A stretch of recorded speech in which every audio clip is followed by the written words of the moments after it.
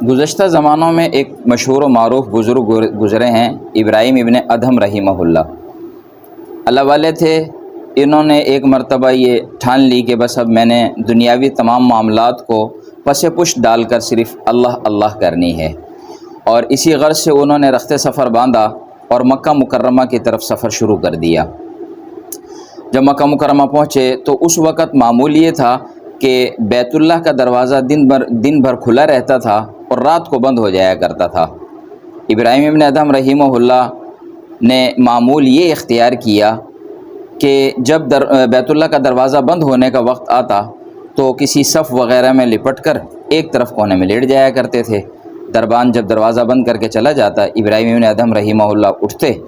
اور پھر رات بھر ذکر اذکار، دعا، تسبیحات، قرآن کریم کی تلاوت اور نمازوں کے اندر مشغول رہتے۔ ایک مرتبہ ایسا ہوا کہ ابراہیم ابن ادھم رحمہ اللہ نے اٹھنے کا ارادہ ہی کیا تھا کہ محسوس ہوا کہ دوبارہ بیت اللہ کا دروازہ کھل رہا ہے، تو آپ دوبارہ لیٹ گئے۔ کیا دیکھتے ہیں کہ 3 لوگ اندر داخل ہوئے اور انہوں نے باجماعت نماز ادا کی۔ نماز سے فارغ ہونے کے بعد مقتدیوں میں سے ایک نے کہا کسی بنی آدم کی بو آتی ہے۔ اس پر امام نے کہا کہ ہاں یہاں بنی آدم موجود ہے اور وہ عبادت کے لیے رکا ہوا ہے، لیکن اسے اپنی عبادت میں مزہ نہیں آ رہا۔ ابراہیم ابن ادھم رحمہ اللہ نے یہ بات سننی تھی کہ آپ فوراً کھڑے ہوئے اور کہنے لگے کہ حضرت آپ نے مرض کی تشخیص تو بالکل ٹھیک فرمائی ہے، اب اس کا علاج اور اس کی وجہ بھی آپ بتلا دیجئے۔ اس پر انہوں نے کہا کہ ابراہیم، جس وقت تم مکہ مکرمہ کی طرف سفر کر رہے تھے نا،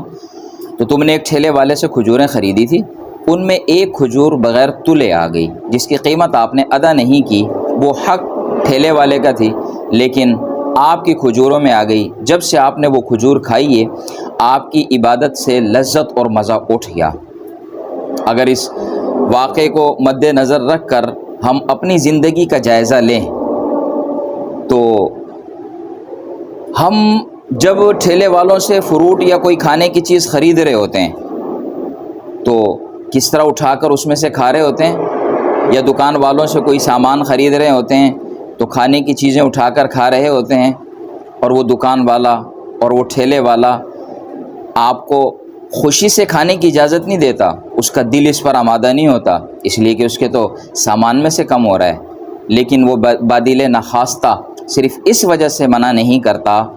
کہ گاہک ناراض نہ ہو جائے، اور ہم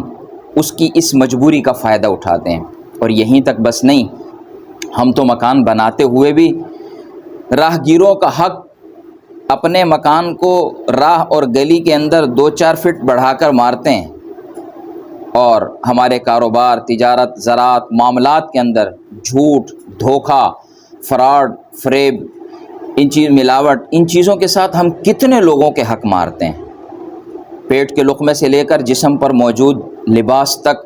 اگر ہم شمار کرنا چاہیں کہ ہم نے کتنے لوگوں کے حق مار رکھے ہیں اور کتنے لوگوں کے حقوق ہماری ان چیزوں سے منسلک ہیں، تو شاید ہم شمار نہ کر سکیں۔ مرض تو ہمارا بھی یہی ہے نا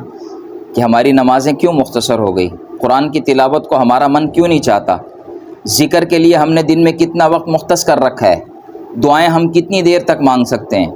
اگر کوئی اللہ والا دعا مانگے اور اس کی محفل میں ہم شریک ہوں، تھوڑی سی لمبی ہو جائے، ہم اکتا جاتے ہیں، دعاؤں میں ہمارا دل ہی نہیں لگتا، اللہ کی عبادت میں ہمارا دل ہی نہیں لگتا، نماز، روزہ،